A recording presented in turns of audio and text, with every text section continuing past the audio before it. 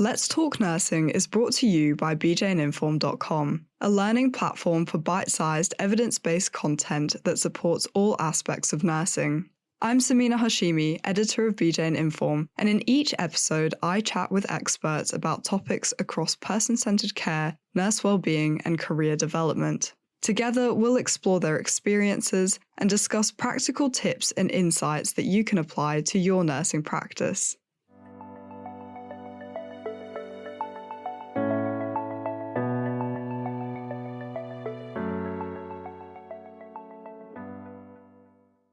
Hello everyone and welcome to this wellbeing episode of Let's Talk Nursing, the BJ and Inform podcast. In this episode, I'm joined by Sun Sander Jackson, a healthcare professional and inclusion advocate based in the UK. She's been with the Somerset NHS Foundation Trust since 2009, starting as a nurse and advancing to the role of sister in a complex outpatient department and theatre. In 2019, she became the first Black, Asian and minority ethnic network lead for the Trust, and in 2021, Sun was appointed as the inclusion lead. She also holds national positions as a workforce race equality standard expert and lead of the Southwest Chief Nursing Officer and Chief Midwifery BAME Strategic Advisory Group. Thank you so much for joining me today, Sun. Thank you. Lovely to meet you. Lovely to meet you too, and it's an absolute pleasure having you here. So for a bit of context, earlier this year I found an article Sun had written for the Nursing Times. It was a really candid and insightful piece about her experiences of racist microaggressions and the effect this had on her mental health in the long term. And I just really loved how open and honest you were in the article, and I really wanted to be able to learn more about your experiences, which is why I was really excited when you agreed to join me on the podcast. Yeah. I've also linked Sun's article in the episode show notes, so any listeners who are interested in reading this can take a look. So before we kind of get into some of the deeper issues that you explored in your article, I want to give our listeners a chance to learn a bit more about you, your background, and your nursing journey. So going back to kind of the very beginning, what motivated you to become a nurse? So I have to actually explain about my upbringing. It's very linked to why I'm into nursing. So I grew up in the society where boys were favored over girls. And as a middle daughter in the single mom, I experienced this firsthand.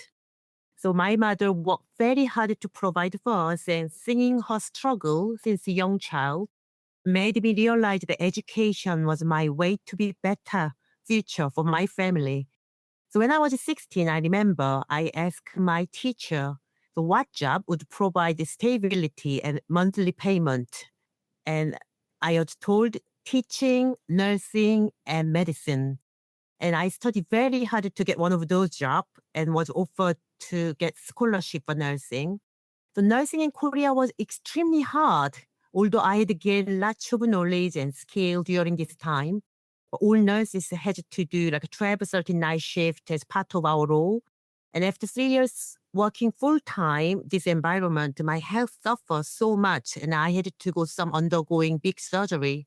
So there was the turning point. I knew I need to do something with my nursing. So that's when I decided to learn English and eventually moved to the UK as a nurse. So my journey has filled with like a struggle and systemic unfairness and racism, but I kept pushing forward and believing that if I work harder, I would eventually get better. Yeah, thank you for sharing that. I might be getting a bit ahead of myself here, but you kind of mentioned that societal sexism and, having a preference for, a male child influenced your decision to then become a nurse. Did this have any impact on your experiences as a nurse later in life or, your experiences in the UK as well? Yeah, absolutely. So as an international trained nurse, I quickly realized that my skill and my experience, my knowledge were often undermined and questioned. So I met the people and make some remark about my accent, assume I lack of knowledge, and sometimes my contribution was not very heard until someone else repeated my point. So at first, I really minimized this experience and telling myself to work harder, prove my worth. But over time, I realized that no matter how much effort I put in, these biases keep happening. So the emotional toll of constantly proving myself was hard, exhausting. So I didn't confront this issue early on because in my culture, with such cultural background, speaking up and sharing emotional difficulty can be seen as disrespectful, complaining, and you're weak. But eventually, I understood that silence is only allow impact immensely on my mental health. Yeah. In your article, you shared that you had experienced many instances of racism and microaggressions, and you've mentioned a couple just now. But could you describe what these experiences were like and what effect at the time did this have on you? So microaggression was a lot of form, but it's mostly my appearance because I'm an Asian woman. I live in Southwest, very rural area. So people make comments, especially when I was with a very elderly men, grandfather, and they assume I'm his wife. They assume, where did you meet? So they actually call out several specific countries. Did you meet there traveling? Can you speak English? But it never happened to my friend who's white British. Although she's the same age, we did this gentleman or patient, 85 years old. They assume she's daughter or she's granddaughter.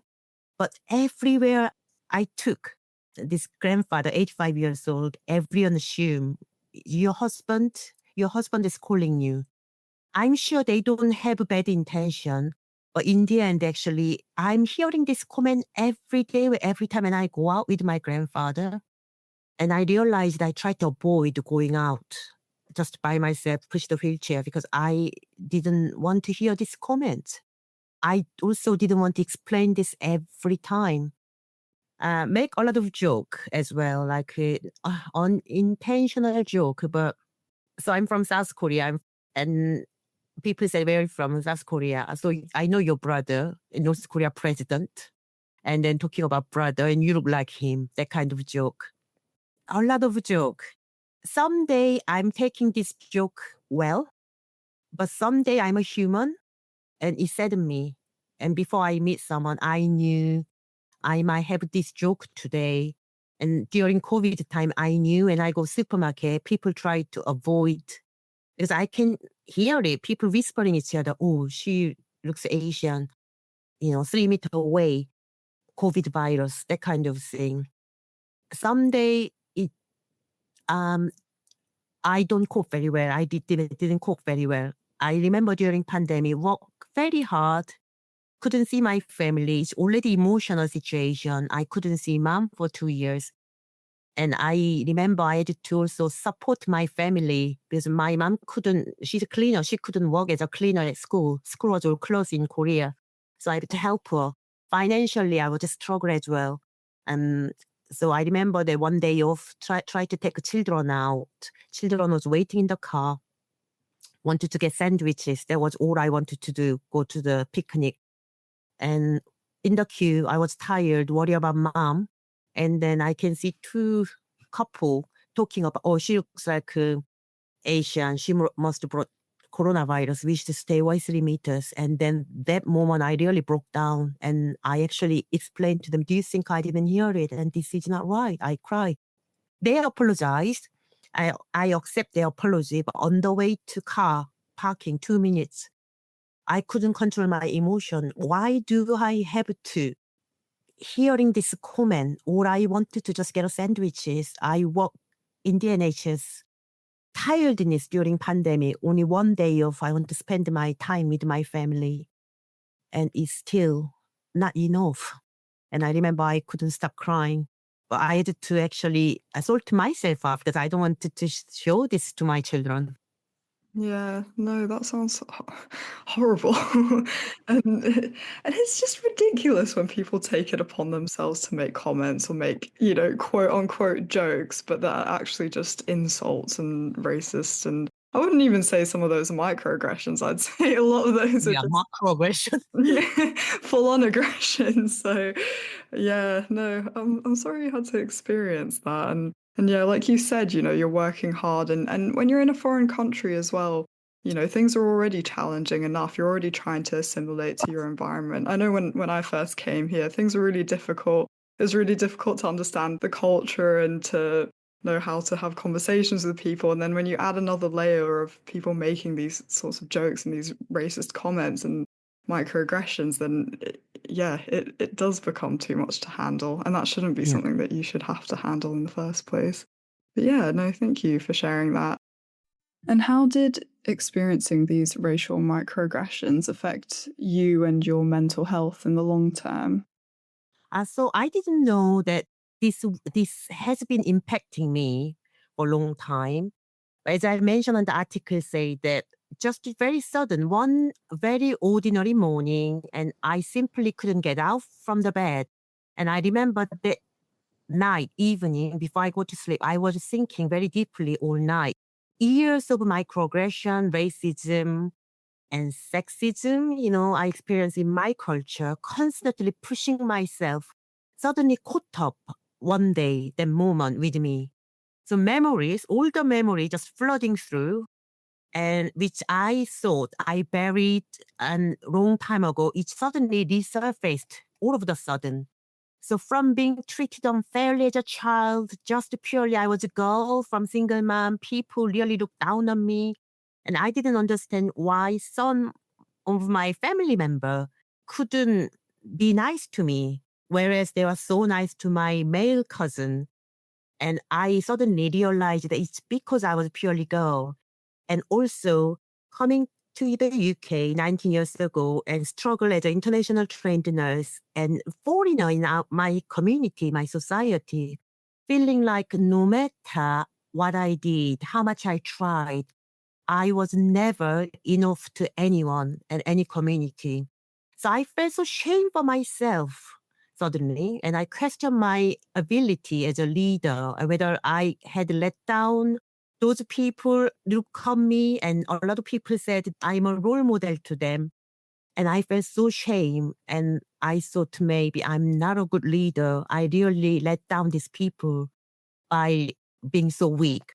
So I thought I'd handle this experience well, but in reality, I'd just suppressed them. But that day, I remember I realized that I had been prioritizing helping others, doing some work, and keep pushing, pushing, pushing. So I just couldn't look after myself for last, 20, 30 years.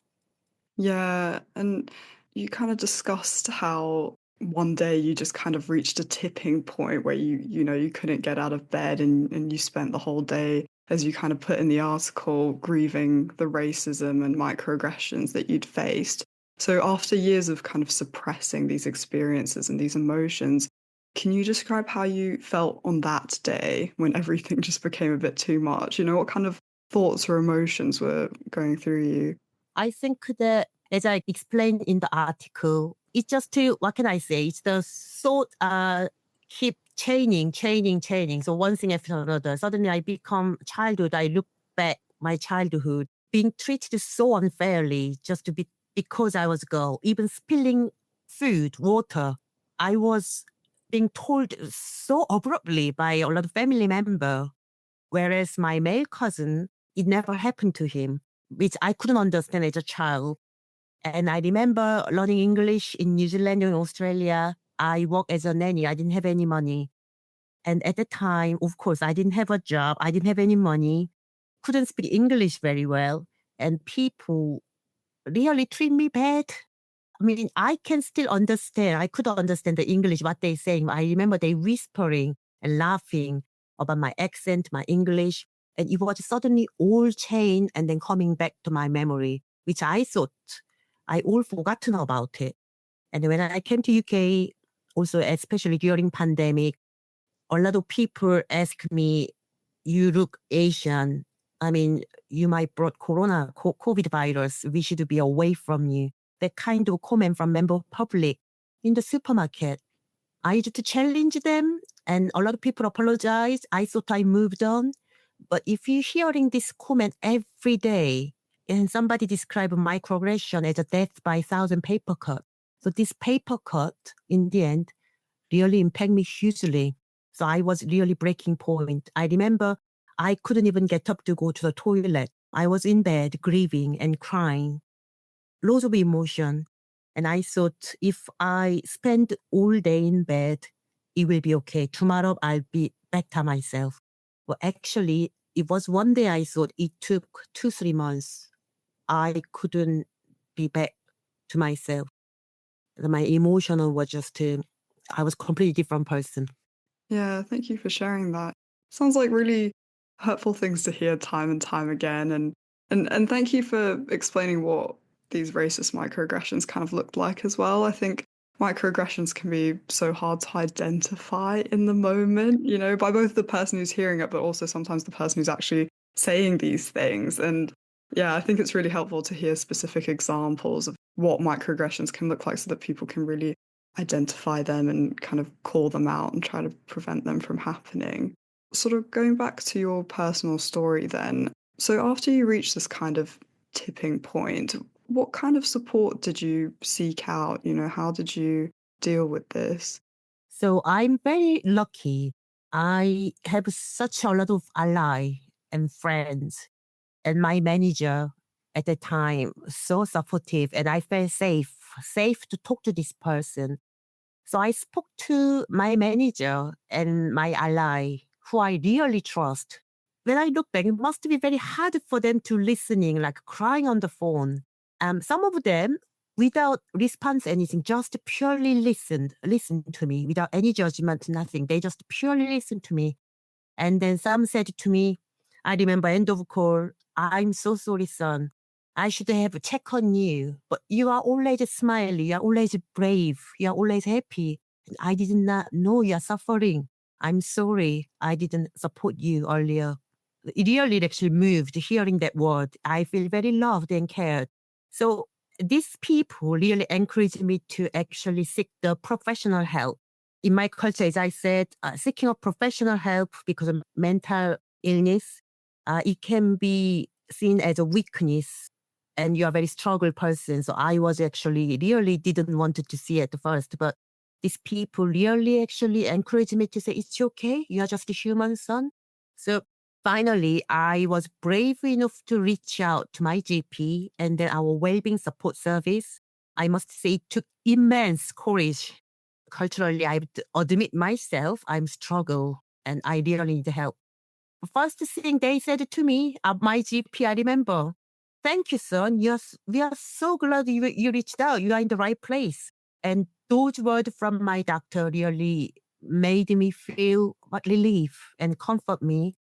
And seeking support helped me understand the healing process. It's just journey.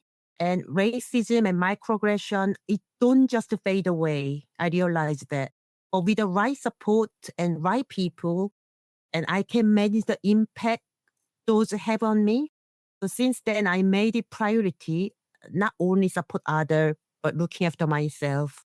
That's become my priority since then. Oh, that's lovely to hear that you had sort of managers and allies who were there to support you and encourage you to take this step, because I think it can often be that very first step to seek support that is the most challenging. But since you've now sort of sought support and received help, how are you doing at the moment? How's your mental health doing? I'm back to work full time with support with my team and my manager. I can't say I'm 100% well. I think this is journey, long journey, healing process.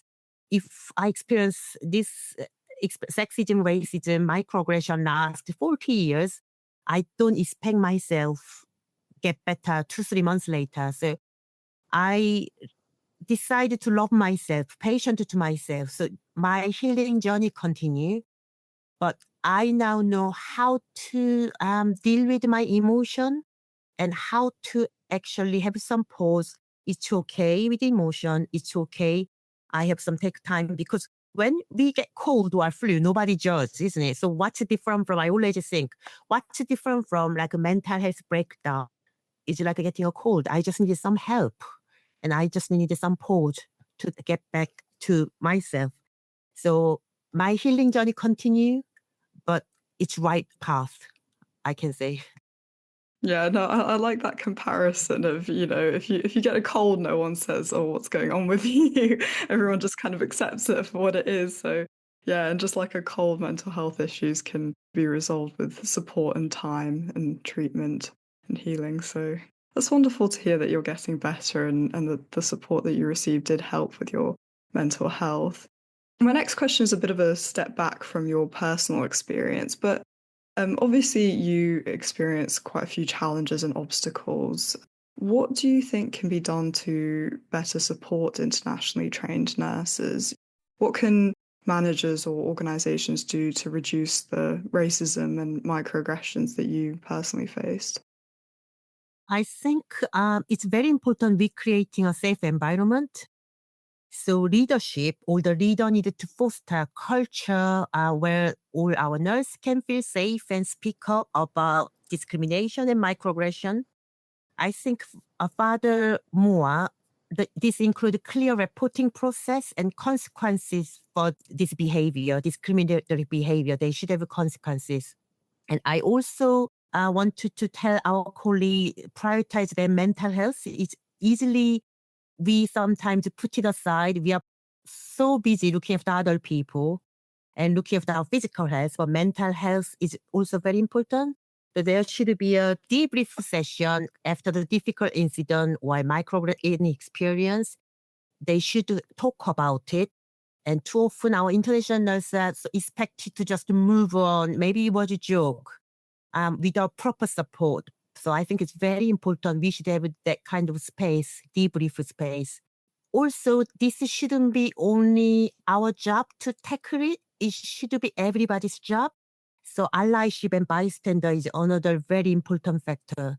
So our colleague who have witnessed that, and I'm sure everyone has that moment, they heard some comment, no, it was last week. I should just move on. I'm sure this person just already moved on.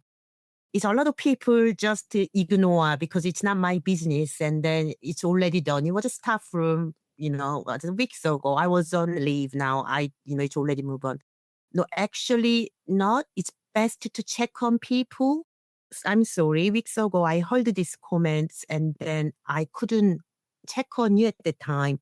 But I reflected, I should actually ask you, you okay? This small conversation is very important.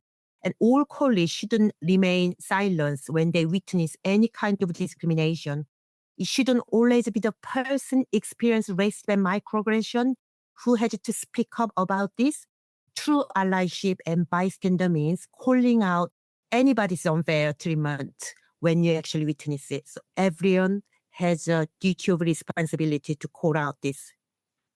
Definitely, yeah. And I think it's a lesson that applies to many situations, but it's always better late than never, right? Yeah. It's, yeah, a great message to sort of creating that safe environment and forging true allyship relationships with people.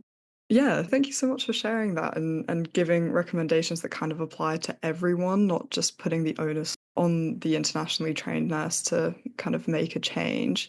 So now we're moving on to our scenario-based reflective question segment. So I'm going to share a scenario about a situation that an internationally trained nurse might encounter. And Sun, you're going to share what you would do if you were this nurse's manager. The scenario is you are a nurse manager who recently hired Maria, an internationally trained nurse from the Philippines. After a few weeks, you notice she's become withdrawn and later confides that colleagues have been making offhand comments about her accent, questioning her abilities as a nurse, and excluding her from conversations. How can you support Maria and broach the topic of racial microaggressions in your team? Sun, what would your approach be in this situation? I think, sorry, it's very real life scenario, isn't it? I'm sure it's happening a lot of place at the moment. So even me, myself experience as well. I think it's very important. Someone manager should check up Maria and first reassure her value of the department and what her experiencing is not okay. So it's allyship is first and very important. So encourage her to share some examples she experiencing, ask her if she's okay. And then I would also ask how she would like me to process this. Some of the colleagues say, thank you for checking on me, but I don't want to anything happen. And I think it's important to respect them, but make sure you are meeting every week, offer them, and then say that if it's happen again, if you change your mind, I'm here, and then I'm happy to deal with it. Let's check up weeks later. And then if you want me to tackle, let's do it together. So having this person in the department while they experience microaggression and racism, it just is so much mean to them. I got this person, somebody willing to support. She's my manager. I'm sure Maria is so happy to stay in this department and she's so proud to have a manager like you. So checking on it, that's kind of leadership we really need it when they experience microaggression. I would also, even though Maria said, I don't want to at the moment make a formal, just to thank you for checking on me. I'd also approach the team about, ask a simple question every team meeting. Do you think our team is inclusive? They can use some kind of factual staff survey show that we really need to some kind of develop in cultural way. So should we organize some session for the cultural competency and microaggression and bystander session? And then we can highlight some real life example, like this situation, what are you going to do? What should the team do? Do you think our teams are doing well? So we can actually approach very broadly. But having this conversation in the space in the team would be very, very helpful. But if Maria think that, yes, thank you very much, I want to tackle, and then it's very important, we need to tackle this, have this conversation with these people. And I noticed that, and this kind of comment, even though you are joking, you're not meant to, it's not right. And at the end of the day, microaggression, intention is not very important. I think impact of this comment to Maria is more important. So we have to be very mindful whatever we make a joke, because although you don't have any bad intention, maybe impact to this person must be huge. So I do definitely encourage the model of allyship. All the department manager should speak up, and with witnesses, we try to actually deal with it, even start with a very small conversation. Yeah, no, thank you for sharing that. And yeah, I think that's a fantastic example of how a manager could handle a situation such as this while really prioritizing the internationally trained nurses' mental health and well-being. And I think the sort of key message that I'm getting is that, you know, even a simple show of support and listening is always a key step in these kinds of situations. I know these sorts of situations can seem really complex and sensitive, but actually just being present and listening sounds like that kind of goes a long way in these situations. What message would you want to share with other internationally trained nurses? I love to have some final message to you, all our lovely international trained nurses and midwife. If you are struggling, please know that you are not alone and it's okay not to be okay. And before being a mother, being a dad, manager, well, nurse or daughter or son, you are just a human.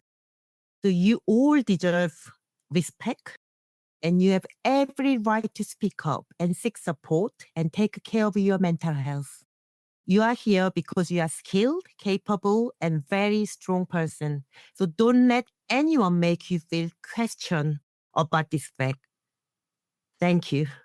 Oh, that's a wonderful note to end this episode with. Thank you so much for being so open and for sharing your personal story and that wonderful final message, son. It's been an absolute pleasure having you on the podcast. Thank you. Thank you.